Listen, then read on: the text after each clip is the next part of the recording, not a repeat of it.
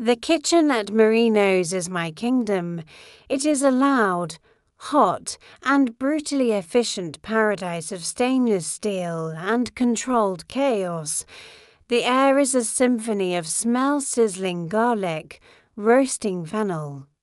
The rich, sweet scent of a simmering tomato confit, and the sounds are a language I have spoken for 40 years. The rhythmic chop of a knife on a wooden board, the furious hiss of a scallop hitting a hot pan, the shouted call and response ballet of a well-drilled kitchen staff. At 60 years old, I am the undisputed queen of this domain.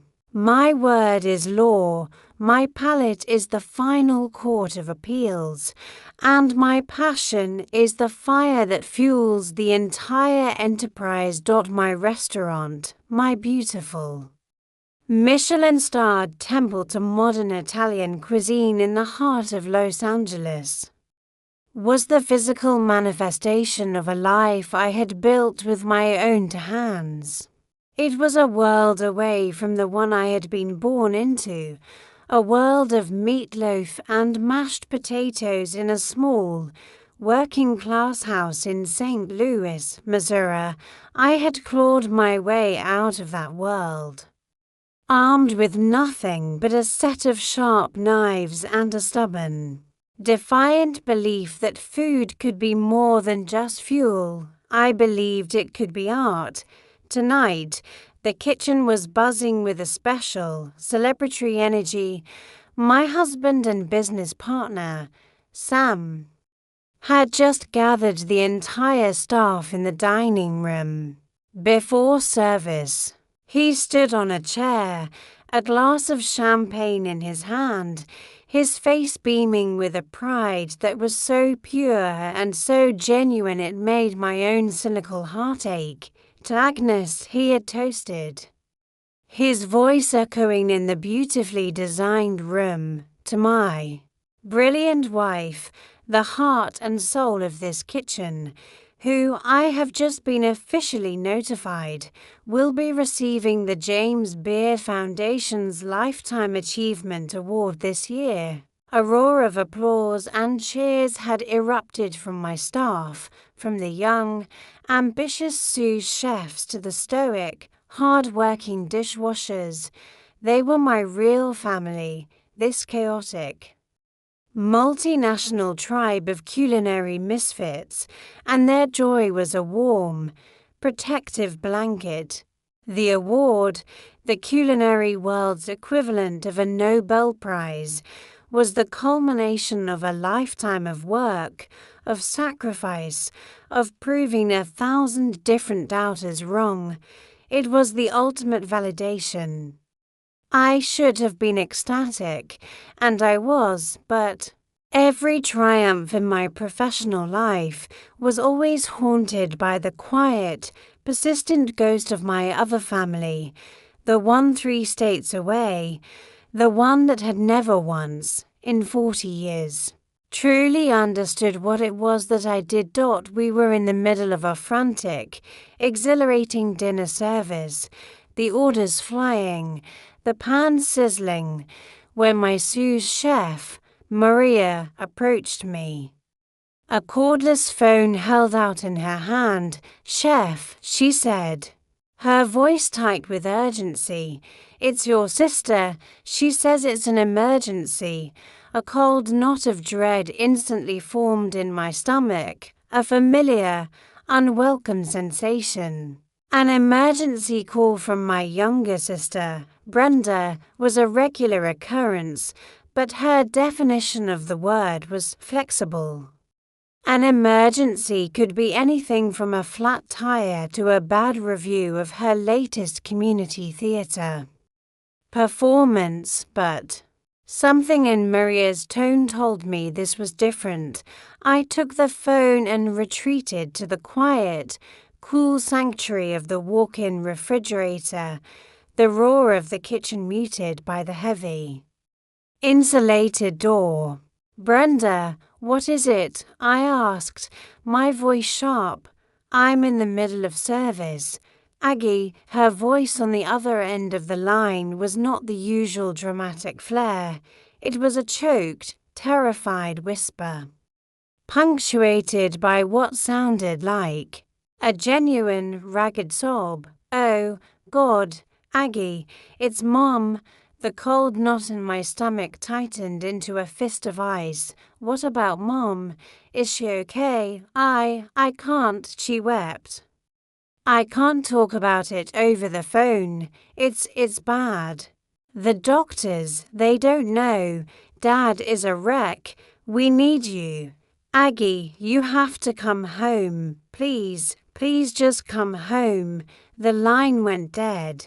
She had hung up. I stood there in the cold, humming silence of the walk-in, surrounded by crates of beautiful, perfect vegetables, my entire, successful, and well-ordered world tilting on its axis. My mother, sick, dying, the scenarios, all of them catastrophic, flooded my mind. A stroke, a heart attack, cancer.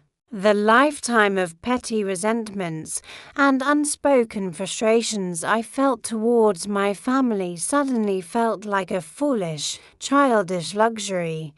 This was real. This was an emergency.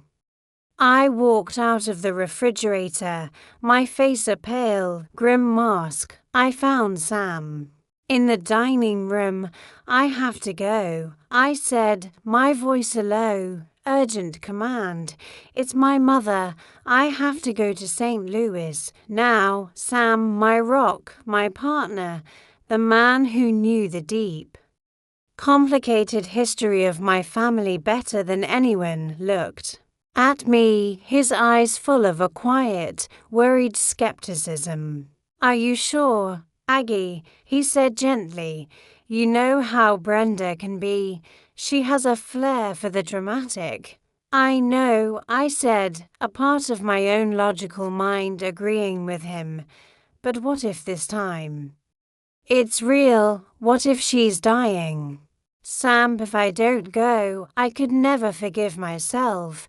He saw the look in my eyes and knew there was no arguing. He just nodded. "Okay," he said. "Okay, I'll handle the restaurant. You go. I'll book you on the first flight out of Lax in the morning." The flight to St. Louis was a 6-hour journey through a private, anxious hell. I stared out the window at the endless, indifferent clouds, my mind a chaotic slideshow of worst-case scenarios. I thought of all the things I had never said to my mother, of the quiet, unbridgeable distance that had always existed between us.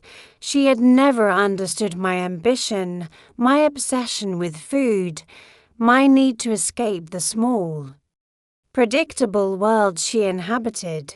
But she was my mother, and the thought of her being gone, of losing the chance to finally make her understand, it was an unbearable weight. I took a taxi from the airport. The drive through the familiar, faded streets of my old, working-class neighborhood was a journey into a past I had spent a lifetime trying to outrun.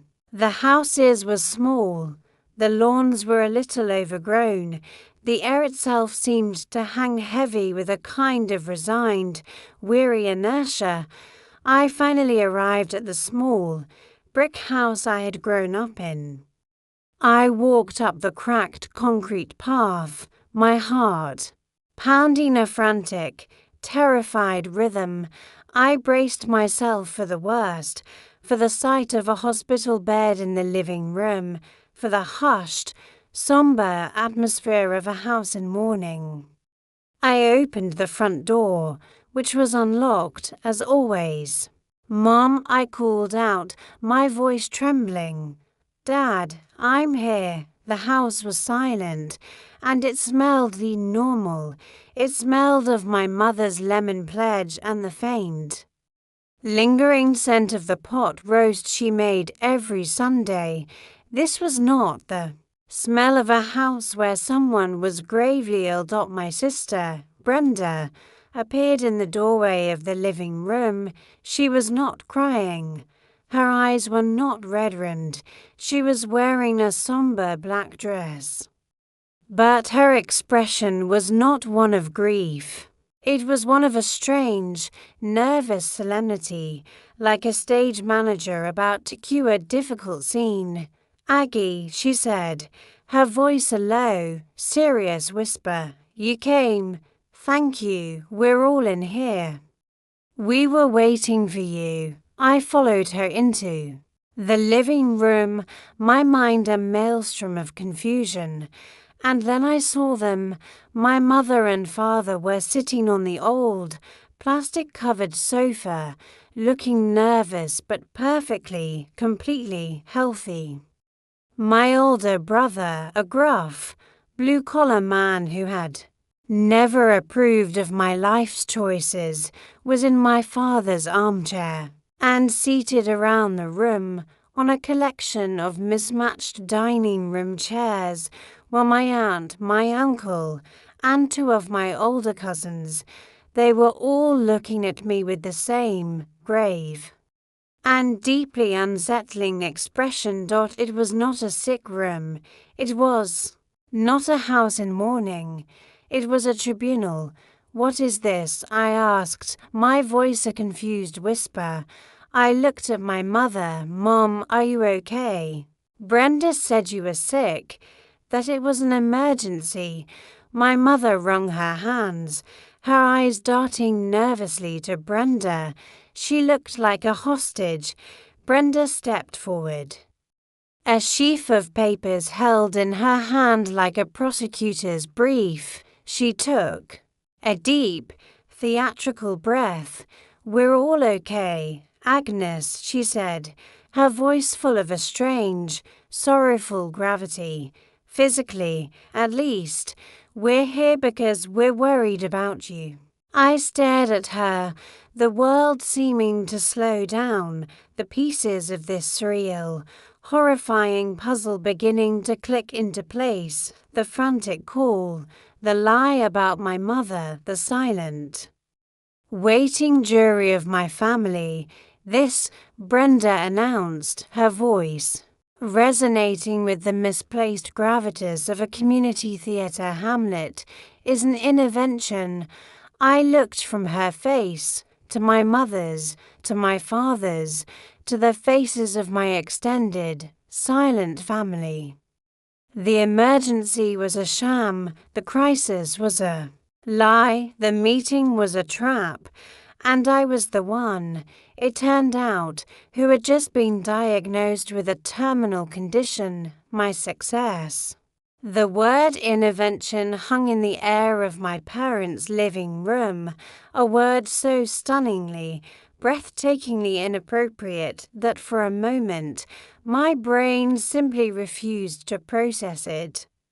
I felt a surge of hysterical laughter bubble up in my chest, but I suppressed it. This wasn't a joke.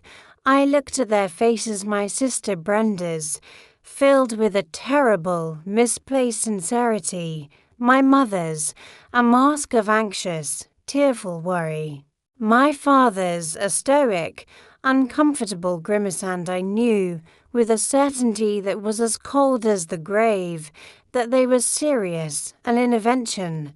I finally said, my voice a quiet, dangerous whisper, "For what, exactly, did one of you smell a chardonnay on my breath at 9 in the morning?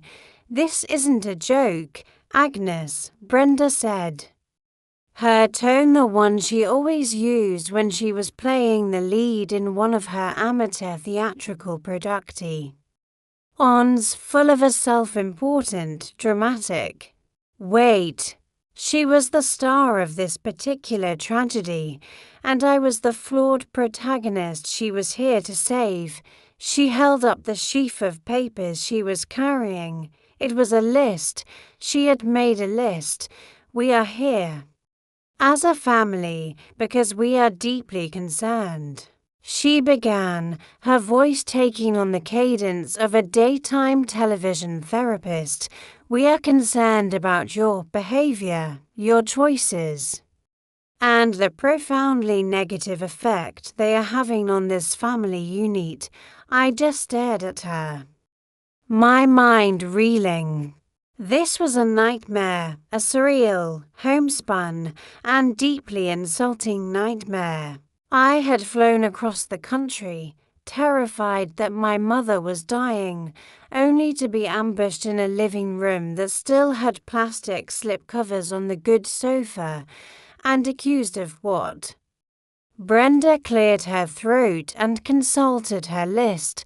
"We've identified several patterns of behavior that we find troubling," she said, her voice full of a sickening, counterfeit sympathy. "First, your compulsive need for external validation. My what? Your rewards," she clarified, as if speaking to a simpleton. "The Michelin stars, the magazine articles. And now this James Beard Lifetime Achievement Award. We understand that you need recognition for your work, Agnes, but the scale of it has become aggressive. It's a cry for help." I felt that hysterical laugh bubbling up again. My life's work.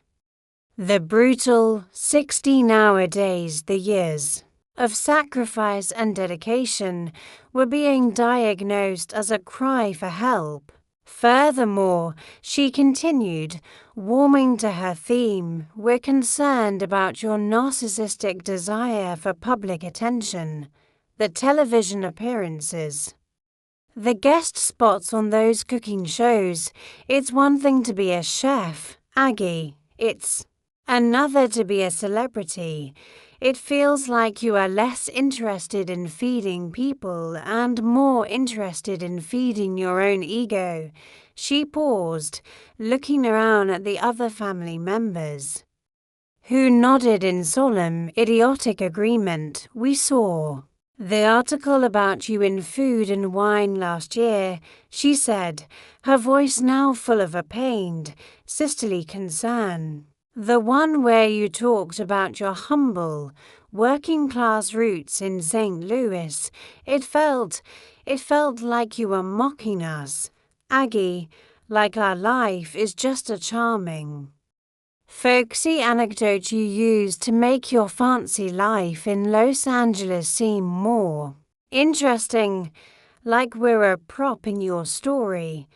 The hypocrisy was so profound, so utterly lacking in self-awareness, that it left me breathless. They had literally summoned me here under false pretenses to be a prop in their psychodrama, and they were accusing me of using them. And finally, Brenda said, her voice dropping to a somber, serious tone, "There is the issue of your unhealthy obsession with elitism. The food at your restaurants, it's not for people like us. It's intimidating. It's expensive. It's French." She said the word French as if it were a communicable disease.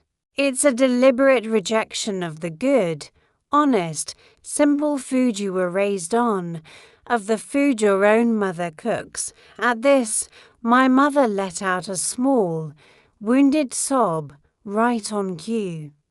Brenda had finished her opening statement. She had successfully diagnosed my entire life as a psychological disorder. My success was not success. It was a symptom of a deep, moral sickness. And now it was time for the other family members to provide their testimony, to share how my sickness had personally affected them.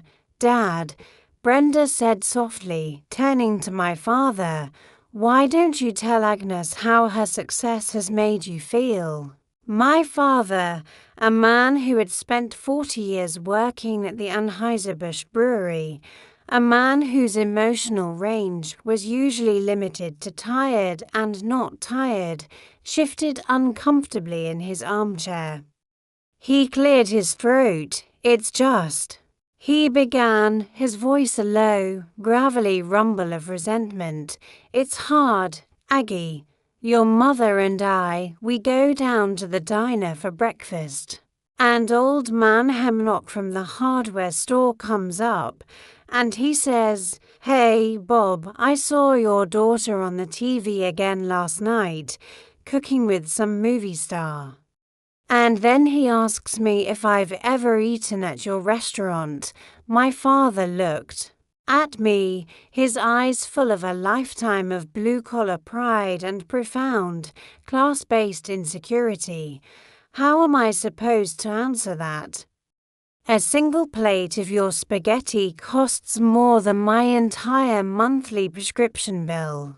I have to just laugh and say, "No, that stuff's too fancy for me. It makes me feel small. Aggie, it makes me feel like a failure, like I can't even afford to eat the food my own daughter cooks." The memory that his words triggered was so sharp, so immediate, that it felt like a physical blow. I am 22. I have just finished my apprenticeship in a hot, brutal, and brilliant Italian kitchen in Chicago. I have come home to St. Louis for a week, my first real visit in 2 years. I am exhausted.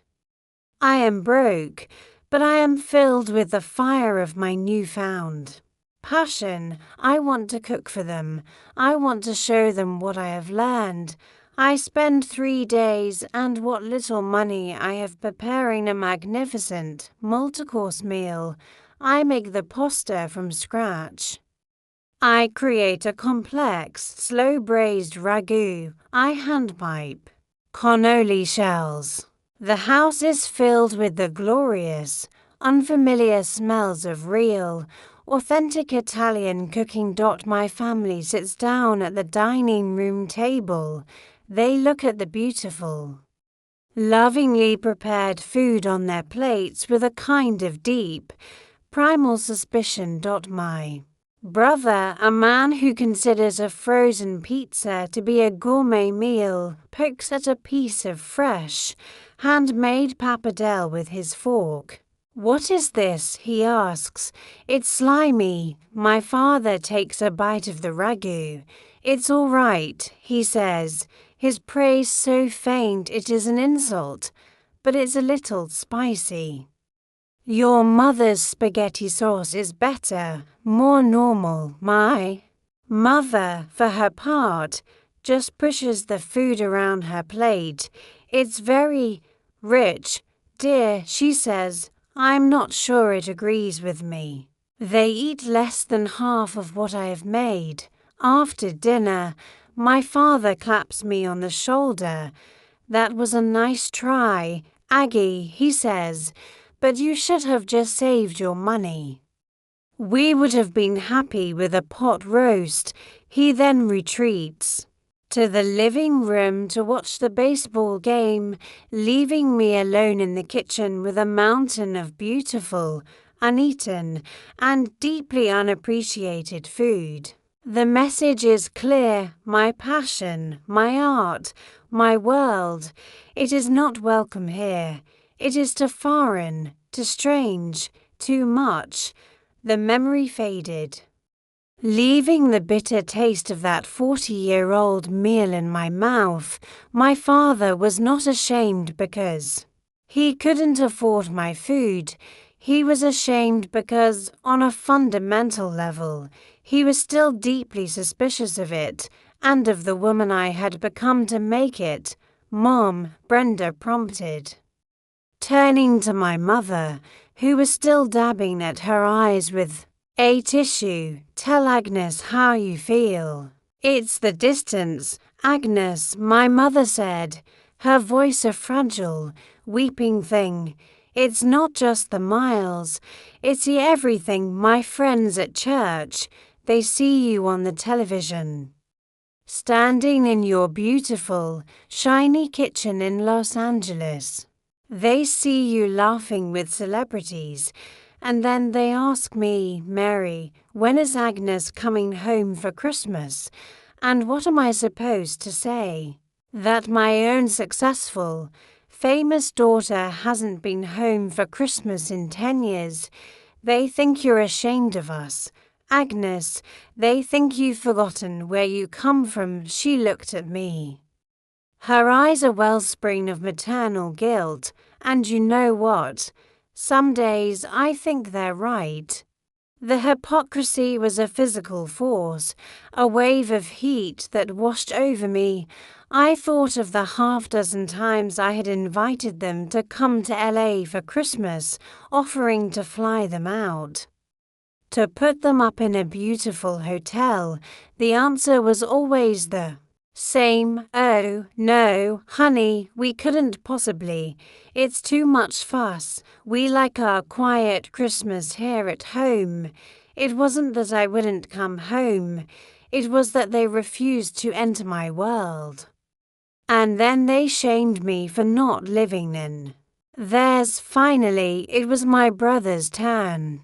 He was a thick, beefy man who worked construction, a man who had relentlessly mocked my girly passion for cooking my entire life. It's about the kids, Aggie, he grunted. His arms crossed over his chest. My son, your nephew, he wants to be a mechanic. He's a good kid. He's good with his hands. But then he sees his Aunt Agnes on a magazine cover at the grocery store. He hears his friends talking about your fancy restaurants, and he feels like what he wants to do isn't good enough. That being a regular, hard-working guy isn't good enough. Your life, it makes him feel small. It makes it hard for him to be proud of who he is. The testimony portion of the intervention was complete. They had all aired their grievances. They had successfully identified the source of all of their insecurities, all of their disappointments, all of their quiet, working-class shame, and the source was me. Brenda stood up again.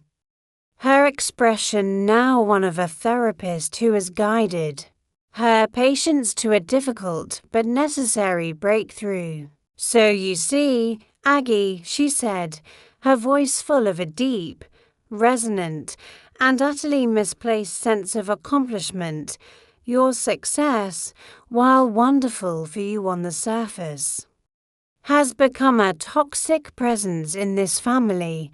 It's creating a dynamic of shame and inadequacy. It is, and we say this with love, hurting us. She picked up her final sheet of paper. It was time for the prescription, the cure for my terrible, toxic success. So we have, as a family, come up with a 3-step plan to help you and us begin to heal, she announced. First, she said, her voice clear and bright, we need you to turn down the James Beard Lifetime Achievement Award. We know it's an honor, but it's just too much. It's too loud. It creates too much distance between you and us. It's a necessary sacrifice for the health of the family unit. Second, she continued, we need you to step back from the limelight. No more television shows, no more magazine articles. You've proven your point. You're a great cook. Now, it's time to live a quieter, more private life, for our sake. And third, she said, her face now glowing with the brilliance of her own genius, the final, insane, and perfect solution to the problem of me. We think you should consider selling your restaurants in Los Angeles and moving back home. Back to St. Louis, she smiled, a broad, generous, and completely delusional smile.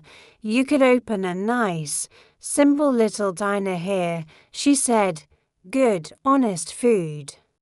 Something we could all be a part of, something for the community. You could finally come home. Aggie, you could finally be one of us again. I looked at them.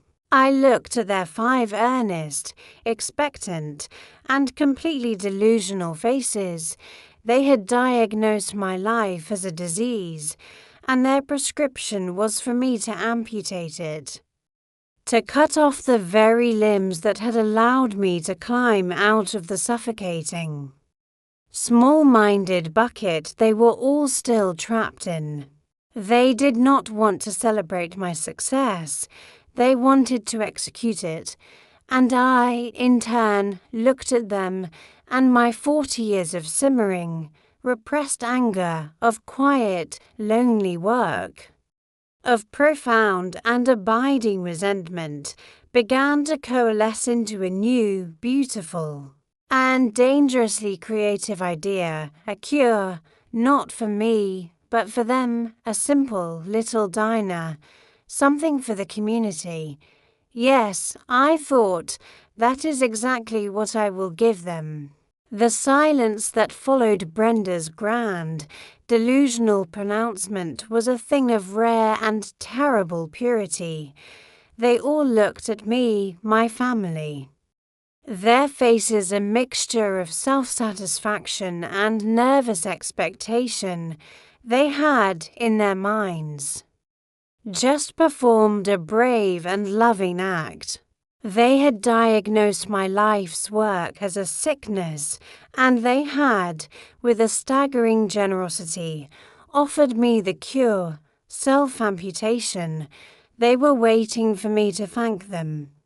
A sound started deep in my chest. It was a low, rumbling thing that I couldn't control. It rose up through my throat, and to my own profound surprise, it emerged as a laugh. It was not a happy laugh. It was a hollow, ragged, and utterly mirthless sound. The laugh of a woman who has just been presented with a vision of an absurdity so profound, it has broken her ability to react in any sane way.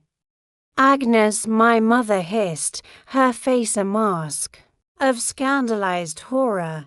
This is not a laughing matter. We are being serious. Oh, I know you are, Mom, I said, the laughter dying in my throat, replaced by a coldness that seemed to start in my bones and spread outwards.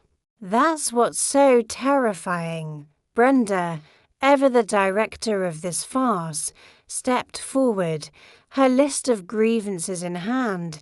Aggie, this is a classic defense mechanism. You're using humor to deflect from the very real pain you are causing. This family, pain, I repeated, the word tasting like poison in my mouth. You want to talk about pain, Brenda, let's talk about pain. And as I looked at their faces, at this tribunal of my own blood who had appointed themselves, my judge and jury, the present dissolved. The musty, familiar scent of my parents' living room was replaced by the smell of sawdust, popcorn, and the sweet, cloying aroma of cheap perfume from the St. Louis County Fair. I am 17 years old. My hands are shaking, not from fear, but from a combination of exhaustion and pure, unadulterated joy. I have been awake for 3 straight days, my entire being focused on a single, impossible task, creating a perfect sfogliatella, a shell-shaped, multi-layered, ricotta-filled Italian pastry that is famously, legendarily difficult to make. I had found the recipe in an old, dusty cookbook in the library, a book written entirely in Italian, which I had painstakingly translated with a dictionary. I had made the dough, a simple mixture of flour, water, and lard, and had stretched it by hand until it was a sheet so thin you could read a newspaper through it. I had brushed it with melted lard, rolled it into a tight log, and refrigerated it, repeating the process a dozen times until the log was a dense, laminated cylinder of 1,000 paper-thin layers. I had sliced it, formed the delicate, seashell-shaped cones, filled them with a sweet, citrus-scented ricotta filling, and baked them until they were a perfect golden brown. My hands were blistered, my back ached. I had never been prouder of anything in my life. I am at the county fair, standing in the baking pavilion. My sfogliatelle, all 12 of them, are arranged on a simple white plate, my official entry in the pastry competition. They look alien and magnificent next to the familiar landscape of apple pies, chocolate chip cookies, and gooey butter cakes. My family is there, not to support me, but because the fair is what one does on a Saturday in August. My father looks at my creation with a deep, primal suspicion. What the hell is that? Agnes, he asks. Looks like a damn armadillo. My brother, a lump of a boy who thinks culinary excellence is getting extra cheese on his pizza, just snorts with laughter. Brenda, who is 15, has also entered. She has made a plate of simple, perfectly adequate chocolate chip cookies from the recipe on the back of the bag. She looks at my sfogliatelle, then at her own humble offering, and a familiar, sullen, and deeply resentful look clouds her face. It's weird, she declares to her friend. Nobody is going to eat that, when the judges, a panel of 3 formidable, blue-haired ladies from the local church auxiliary, arrive at my station. They are just as suspicious as my father. They poke at the crisp, flaky layers. They confer in hushed whispers. Finally, one of them, the legendary Mrs. Hemlock, whose apple pie has won the blue ribbon for the past 20 years, picks one up. She takes a small, tentative bite. Her eyes go wide.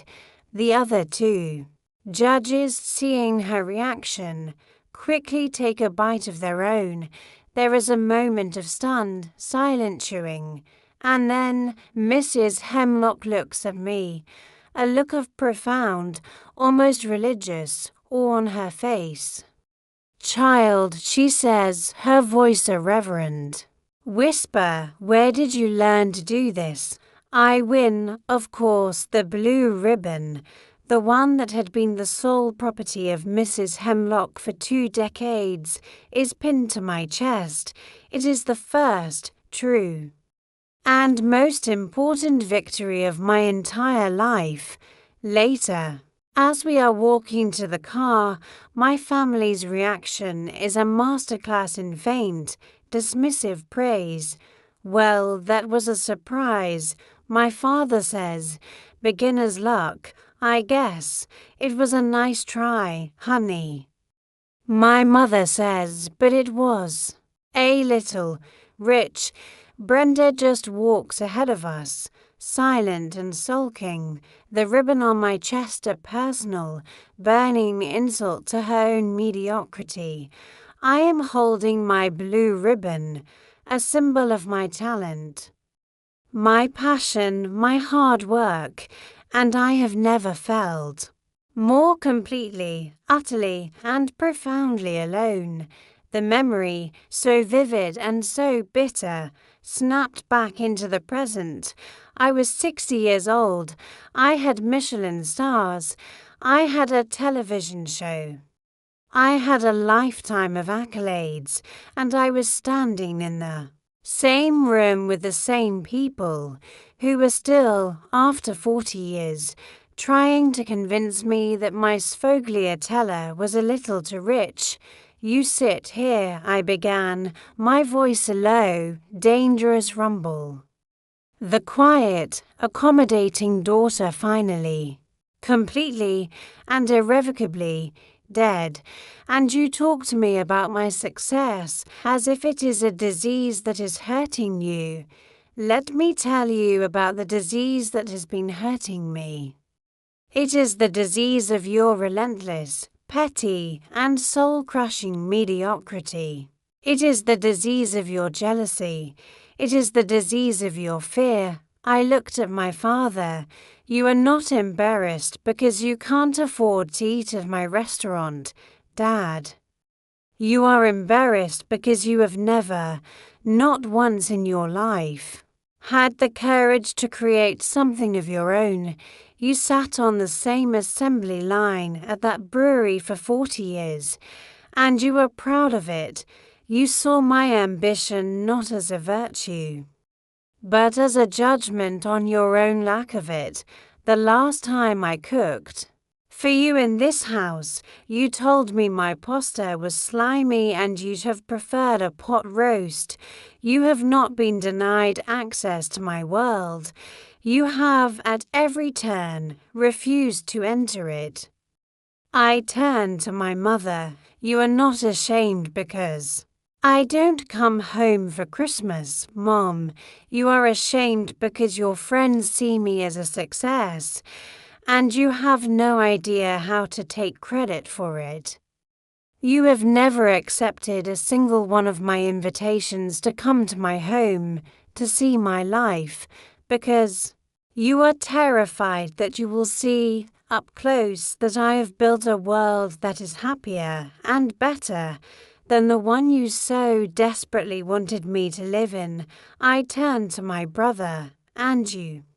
You are not worried that my success makes your son feel small. You are worried that it makes you feel small. You spent my entire childhood mocking me for being a grease monkey in the kitchen. You saw my passion as a weakness.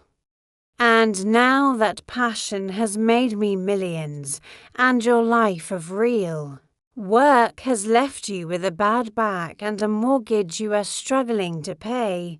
You don't resent my success. You resent your own failure.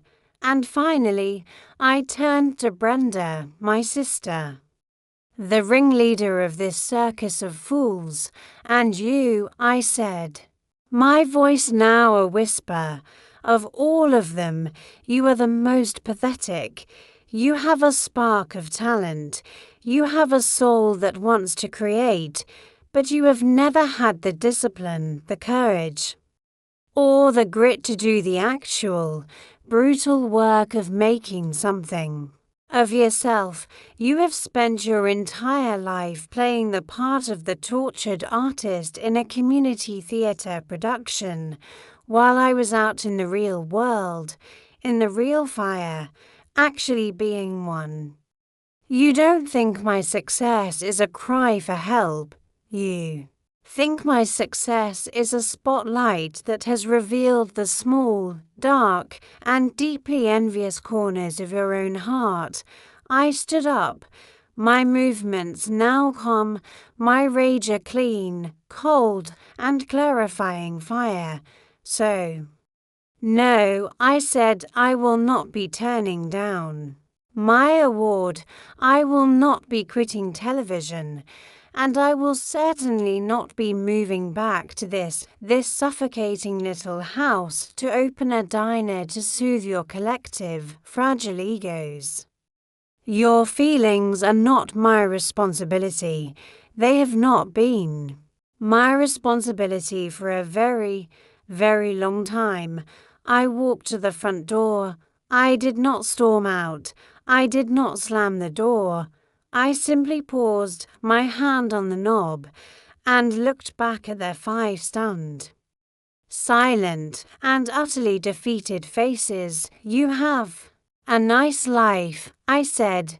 "It is the life you have chosen, and I am, at long last, finally and completely at peace with the fact that it is not, and will never be, mine." I opened the door and walked out into the cool, indifferent St. Louis air, leaving them behind in the quiet, dusty, and well-ordered museum of their own small and fearful lives. The intervention was over, and my real work, the work of my revenge, was just about to begin. The flight from St. Louis back to Los Angeles was a journey through a landscape of pure, incandescent rage. I stared out the small airplane window. The checkerboard of the American Midwest, a meaningless blur below me. I did not see the fields or the rivers. I saw my sister's smug, pitying face. I heard my father's dismissive grunts, my mother's weeping, my brother's casual, cruel insults. They had not just expressed concern, they had passed a judgment. They had tried and convicted my entire life and found it guilty of the crime of making them feel small. The anger was a physical thing, a white-hot energy coursing through me. For the first hour of the flight, it was chaotic, unproductive. I replayed the intervention in my head, composing 1,000 brilliant, cutting retorts I should have made. I imagined selling my restaurants, buying the failing brewery my father had worked at, and turning it into a parking lot. I imagined funding a rival community theatre to drive Brenda's pathetic little production into the ground. These were the petty, satisfying fantasies of a wounded ego. But as the plains of the Midwest gave way to the stark, dramatic beauty of the Rocky Mountains, the chaos in my mind began to coalesce. The rage began to cool, to clarify, to find a shape. I was a chef, I was a creator, and the greatest artists do not respond to insult with destruction. They respond with their art. They had accused me of being ashamed of my roots. They had accused me of rejecting their simple, honest, working-class world. Their prescription was for me to become smaller, to retreat, to open a simple little diner in St. Louis, and in the breathtaking arrogance of their demand, I found the brilliant, terrible, and exquisitely poetic blueprint for my revenge. I would not reject their world. I would celebrate it. I would take their simple, humble, and deeply insecure identity, and I would turn it into the foundation of my next and greatest success. I would celebrate my roots so publicly, so passionately, and so profitably that they would be forced to watch, in horrified silence, as I turned their source of shame into my personal triumph. My phone, which had been off, now had service as we began our descent into Los Angeles. I turned it on. There was a single, new voicemail. It was from Cynthia, a sharp, savvy, and relentless executive at a major television network who had been trying to sign me for my own series for the better part of a year.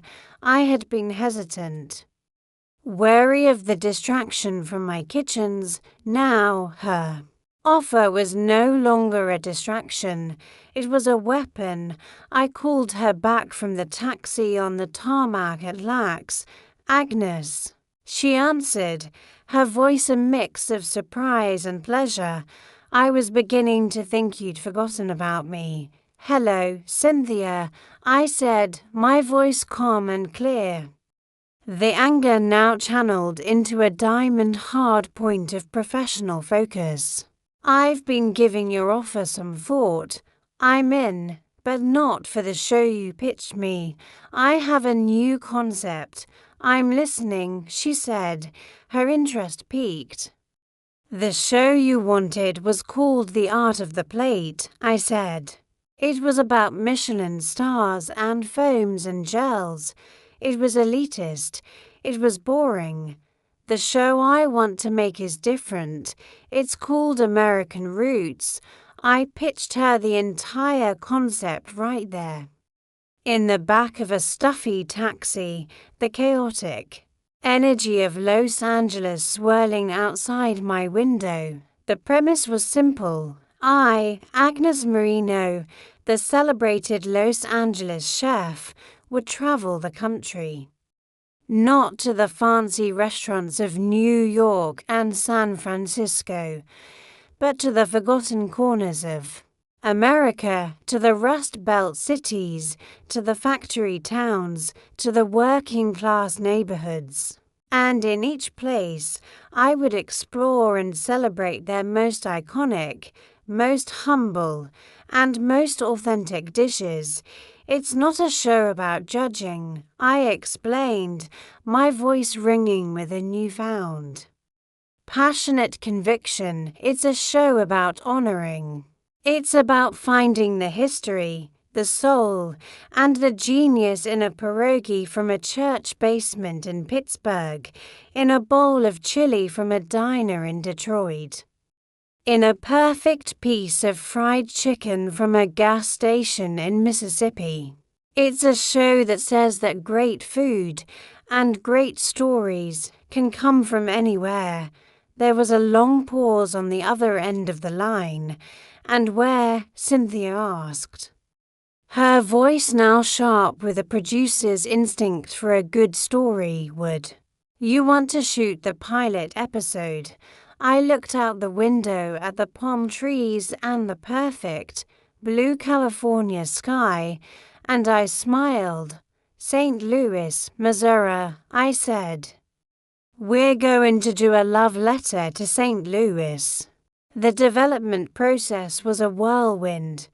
The network, smelling a hit, fast-tracked the project with an enthusiasm that was almost frightening.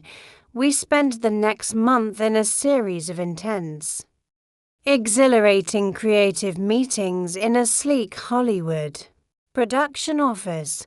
I was no longer just a chef. I was a creator, a producer, the architect of my own narrative. The key to this show, I explained to the team of young, hip writers and producers, is authenticity. There can be no condescension. We are not tourists looking at the quaint, folksy food of the common people. We are archaeologists uncovering the hidden treasures of American culinary history. I designed the pilot episode for my hometown with the meticulous, vengeful precision of a military strategist. It would be a 3-act structure, a triptych of St. Louis's most sacred and, to the outside world, most misunderstood culinary inventions. First, I said, pointing to a picture on the concept board, we do toasted ravioli, but we don't just eat it. We go to the Hill, the old Italian neighborhood.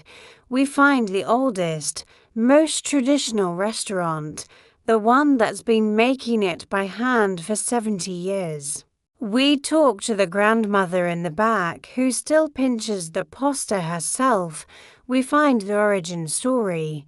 Next, I continued, we do gooey butter cake. We find the most beloved unassuming neighborhood bakery, the one my mother has been going to her entire life. We don't just analyze the ingredients. We talk about its history, its place in the culture of every St. Louis birthday party and potluck. We treat it like the sacred object it is. And finally, I said we do St. Louis-style barbecue. We find the grittiest, most authentic, no-frills smokehouse in the city, a place with no reservations and a line around the block. We talk to the pitmaster who has been tending his fire for 30 years. We explore the controversial sweet, tangy sauce, the obsession with the pork steak. And the final segment of every show, I concluded, will be the elevation. After celebrating these dishes in their purest form, I will go into a kitchen, and I will create a single, stunning, Michelin-star-worthy dish that is inspired by them. For the St. Louis episode, I will create a single, perfect ognoloto, filled with a rich braised beef, lightly toasted and served in a clarified tomato consomme. I will take their toasted ravioli and I will turn it into high art. We will show the world the genius that was hiding in plain sight. The producers were in heaven. It was the perfect blend of highbrow and lowbrow, of heartland authenticity and coastal sophistication. But it was the personal narrative, the story I carefully, selectively told them, that sealed the deal, the emotional spine of this show.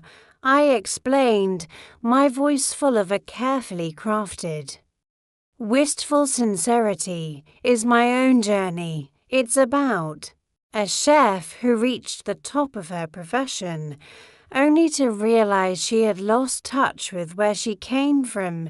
It's about proving that you can be a world-class, celebrated artist without ever turning your back on your humble, working-class roots. It is, in a way, a love letter to my own family. The word family hung in the air of the sleek Hollywood offers. It was a lie, of course. The show was not a love letter. It was a declaration of war, but it was a war I was going to win. By using the weapons of love, celebration, and my own undeniable, superior talent, the final phase of my plan was the most delicious. I had to make the calls to St. Louis to arrange the filming locations. Word of my new, high-profile television project would, I knew, rip through the small, gossipy world of my family like a wildfire. My sister, Brenda, was the first to call me. Her voice a confused, panicked squeak. Agnes, what is this I'm hearing?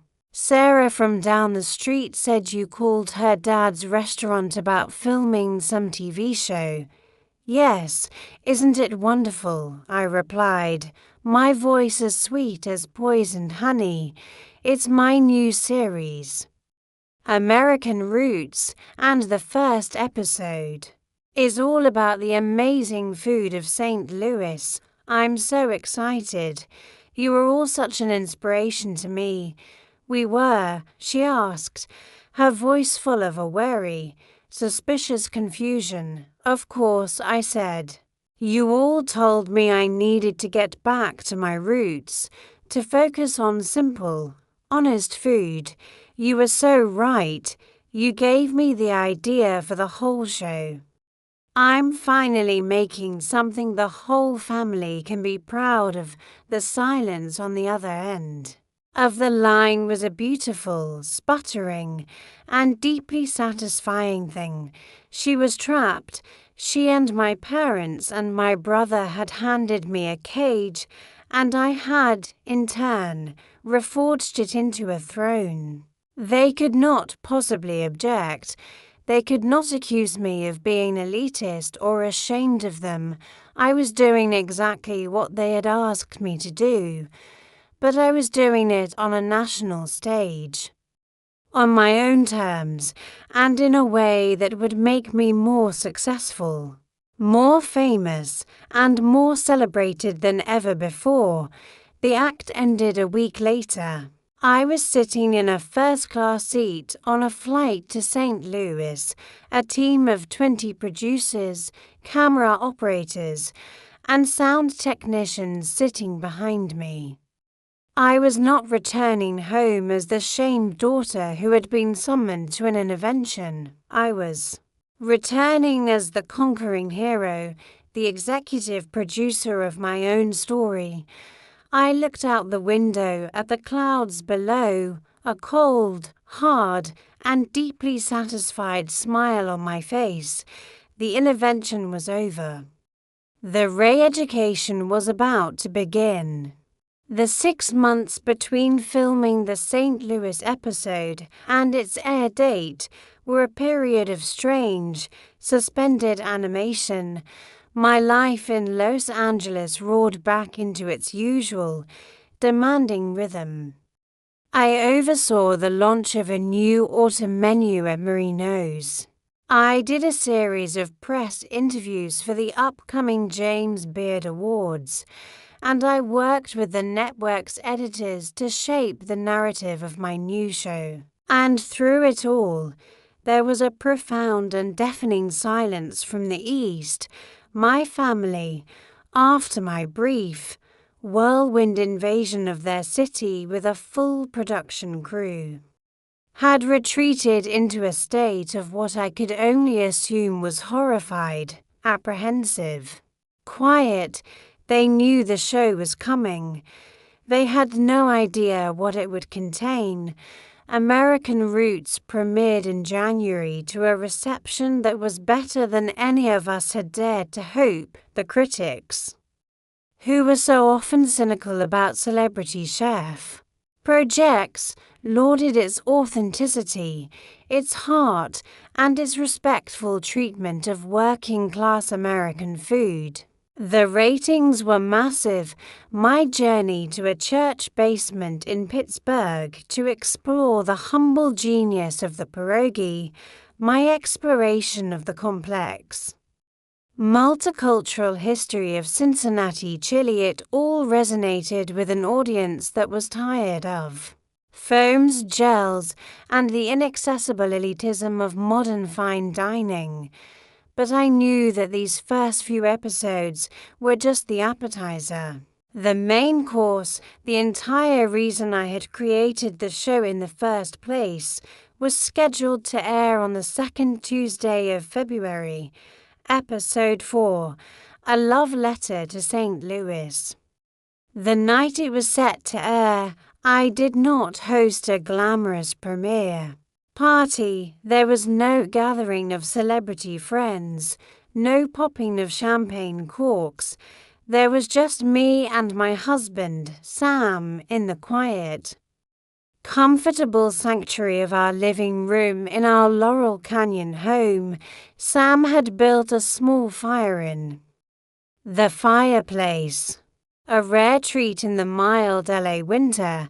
I had cooked a simple dinner of pasta and a good salad. We were not celebrating a television show. We were bearing witness to the final, public act of a long and painful family war. Are you ready for this? Sam asked gently as the clock ticked towards 9 o'clock. His hand finding mine in the dimly lit room. I'm not sure, I said. My voice a quiet admission. Part of me wants to watch it with the sound off. The other part of me wants to call them and force them to listen to every single word. You don't have to, he said. They'll be watching. The entire city of St. Louis will be watching. You've already won, Aggie. He was right, of course, but the victory still felt incomplete. It was all a prelude to this single, final, and most important broadcast. The show began with its now familiar opening sequence, a montage of gritty, beautiful black and white shots of American cities set to a soulful blues track.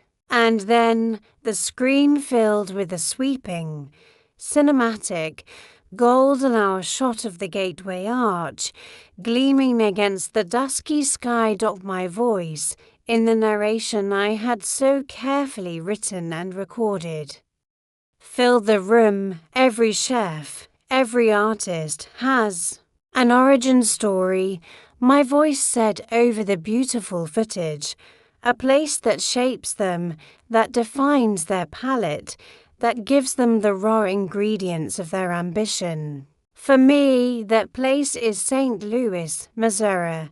It's a city of brick, of beer, of quiet, stubborn pride. And for the longest time, I thought it was a city I had to escape in order to succeed. I'm here to find out if I was wrong. The first segment was on the Hill, the city's historic Italian neighborhood.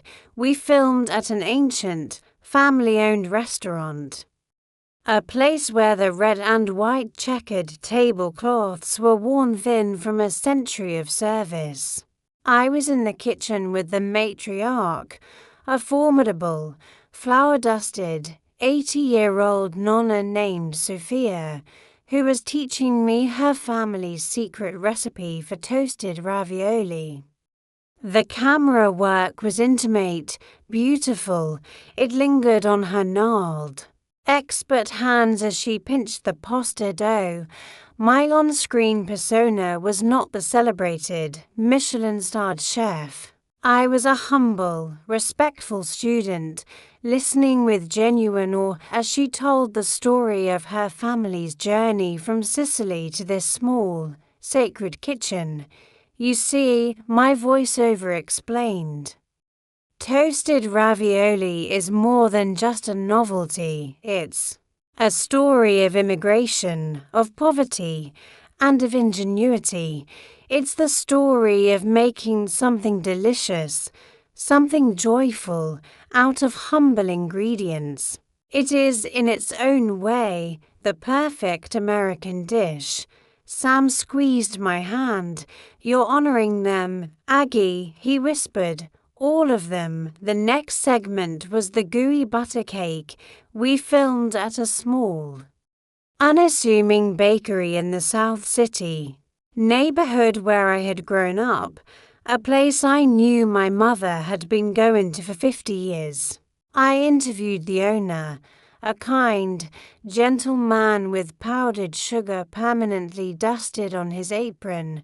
We talked about the cake's mysterious, almost mythical origins. My mother, Mary, my voiceover said, over a slow-motion shot of a knife slicing through the cake's impossibly soft, rich center, believed that love could be measured in powdered sugar.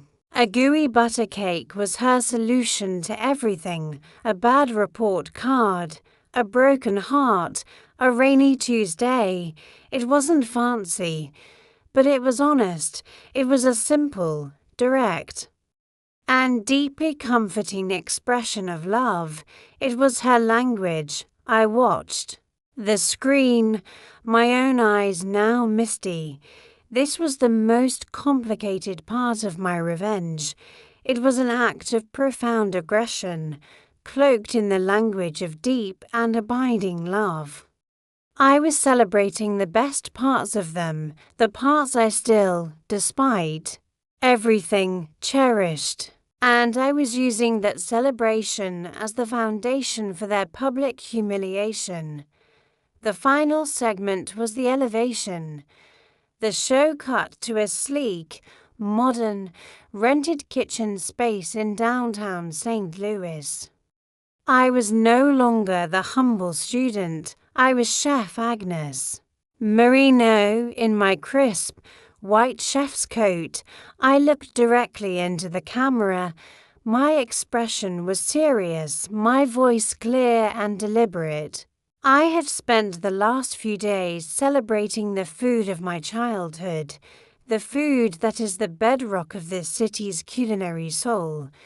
But for my entire career, I have been told, sometimes by critics, and sometimes even by the people closest to Me that this food is as simple, that it is not sophisticated, that it is something to be outgrown, to be escaped from. The camera pushed in on my face.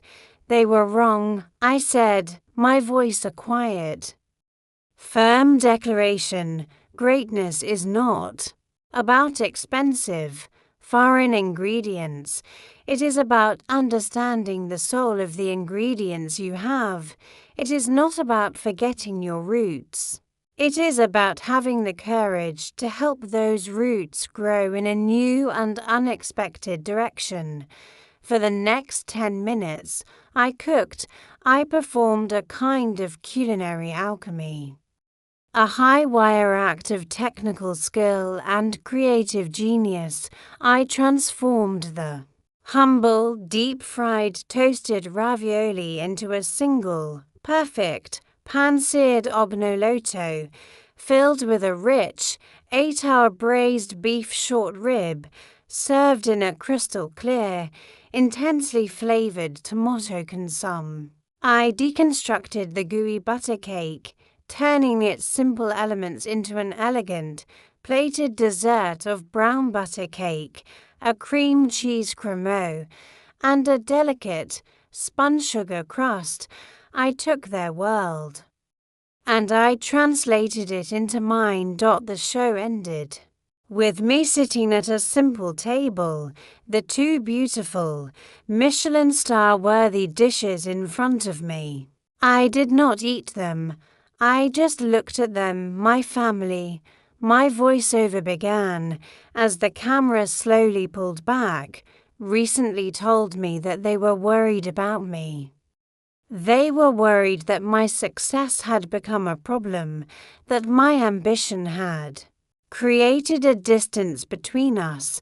They asked me to be smaller, to be quieter, to come home.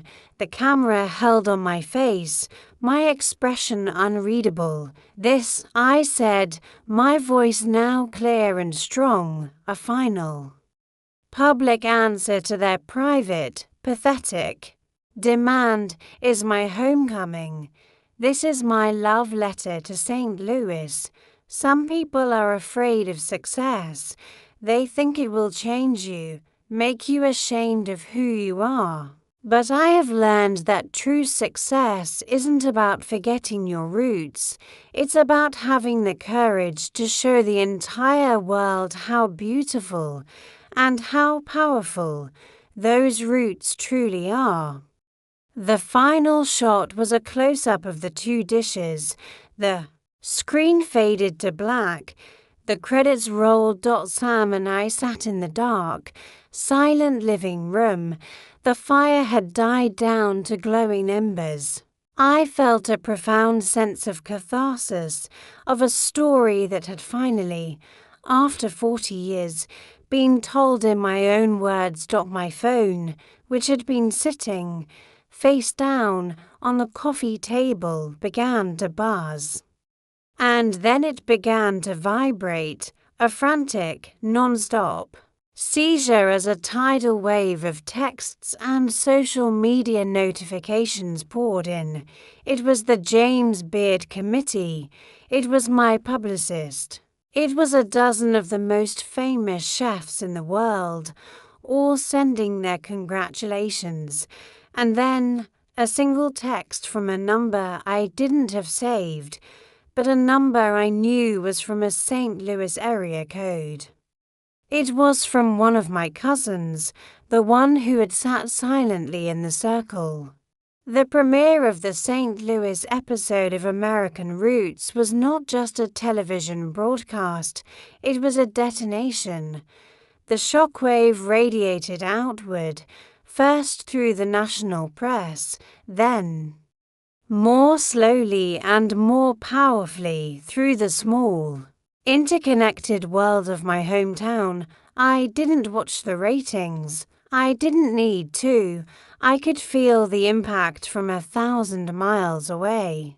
My phone, which had buzzed with congratulations from my culinary peers, was silent from one specific area code, 314.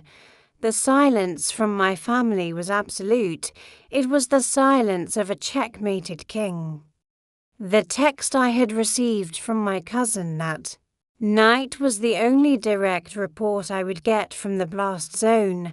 I read it once, then deleted it. The image it painted of my sister's hysterical tears, of my father's stony, humiliated retreat, of my mother's quiet, horrified whisper, "My God, what did we do?" was a victory so complete, it was almost painful to look at directly. I had not just won the argument. I had vaporized the battlefield dot in the months that followed. My life became a whirlwind of success. American Roots was a cultural phenomenon, a critical and commercial darling. I won the James Beard Award, and my acceptance speech, a quiet, graceful tribute to the forgotten kitchens of America, was quoted in the New York Times. I was offered a massive book deal, a line of cookware, a second season of the show with a budget that was almost obscene. The success my family had deemed aggressive and toxic had become the foundation of a small and very profitable media empire. I had become more successful, more public, and more celebrated than ever before. My revenge was not a single, fleeting moment of satisfaction. It was a booming, sustained, and ever-expanding reality. And from my family, there was only silence. It was as if the intervention had never happened, as if they had collectively decided to amputate the memory. They did not call to congratulate me on the award. They did not call to comment on the show. They did not call at all. I had, in the most public way imaginable, honored my roots, and in return, my roots had let me go completely. The estrangement was now a quiet, settled fact, a feature of the landscape of my life, and I found, to my own surprise, that I was at peace with it. The next 2 years passed in this new, quiet reality. I traveled the country for the show. I ran my restaurants.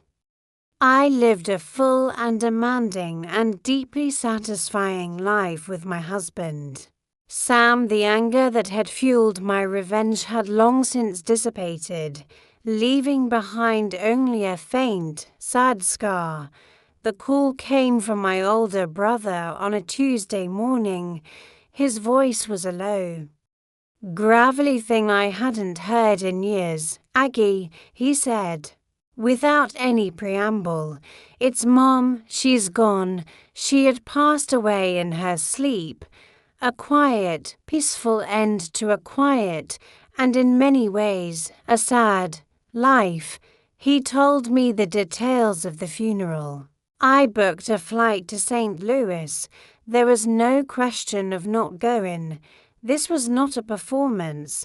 This was a duty, a final, somber act of filial responsibility. The funeral was a surreal, awkward affair. The church was filled with the familiar, aging faces of my childhood. They looked at me with a strange mixture of awe, fear, and a kind of deep, unbridgeable distance. I was no longer just Bob and Mary's daughter who had made it big in California. I was a television personality, a figure from another world who had briefly and spectacularly descended upon their own. My family treated me with a fragile, almost fearful politeness. My father looked ancient, a hollowed-out version of the proud, stubborn man I remembered. He clutched my hand with a surprising strength, but he barely spoke a word. My brother was gruff but civil. And Brenda, my sister, the architect of the intervention, was a ghost. She was pale and drawn, the old, theatrical fire in her eyes completely extinguished. She looked at me, her gaze a complex, unreadable mixture of the old resentment and a new, unfamiliar shame. We did not speak of the show. We did not speak of the intervention. We spoke only of the weather, of the floral arrangements, of the logistics. Of death, we were a family of strangers, bound together by a single, shared loss. A week after the funeral, we all gathered at a small, downtown lawyer's office for the reading of my mother's will. It was a simple, straightforward affair. She had little to leave. The small brick house, which was now solely in my father's name, a few $1,000s in a savings account, to be divided equally among her 3 children, and her personal effects. I expected nothing. And I wanted nothing. I was there simply to sign the papers, to close the final chapter. The lawyer, a kind, elderly man who had known my parents for 50 years, read through the legal jargon. And then he came to the final section, and finally he said, looking over his glasses at me, Marian left a specific, personal bequest for her daughter, Agnes. He reached down and lifted a small, worn, wooden box and placed it on the polished table. It was my mother's recipe box, a simple, dovetailed pine box that had sat on the kitchen counter of my childhood home for as long as I could remember. It was overflowing with handwritten, food-stained index cards. She wanted you to have this, the lawyer said gently, and she left a letter for you inside. My hands trembled slightly as I reached for the box. I opened the lid. The scent of vanilla, of old paper, of my mother's kitchen wafted up to me, and nestled on top of the jumble of familiar, handwritten cards was a single, sealed envelope with my name, Aggie, written on it in her familiar, shaky script. Later that evening, on the flight back to Los Angeles, I finally opened the letter. The plane was dark, the cabin quiet.